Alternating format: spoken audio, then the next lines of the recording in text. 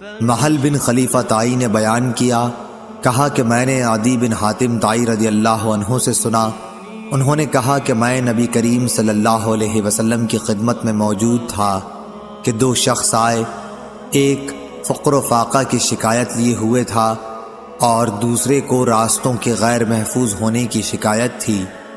اس پر رسول اللہ صلی اللہ علیہ وسلم نے فرمایا کہ جہاں تک راستوں کے غیر محفوظ ہونے کا تعلق ہے تو بہت جلد ایسا زمانہ آنے والا ہے کہ جب ایک قافلہ مکہ سے کسی محافظ کے بغیر نکلے گا اور اسے راستے میں کوئی خطرہ نہ ہوگا، اور رہا فقر و فاقہ تو قیامت اس وقت تک نہیں آئے گی جب تک مال و دولت کی کثرت کی وجہ سے یہ حال نہ ہو جائے کہ ایک شخص اپنا صدقہ لے کر تلاش کرے گا لیکن کوئی اسے لینے والا نہ ملے گا۔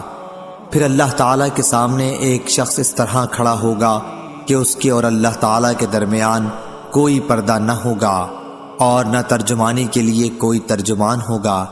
پھر اللہ تعالیٰ اس سے پوچھے گا کہ کیا میں نے تجھے دنیا میں مال نہیں دیا تھا؟ وہ کہے گا کہ ہاں دیا تھا۔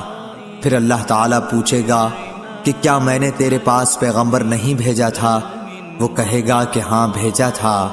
پھر وہ شخص اپنے دائیں طرف دیکھے گا تو آگ کے سوا اور کچھ نظر نہیں آئے گا، پھر بائیں طرف دیکھے گا اور ادھر بھی آگ ہی آگ ہوگی۔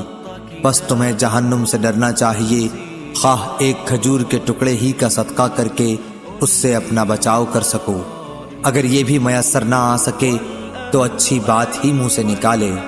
صحیح بخاری حدیث نمبر 1413۔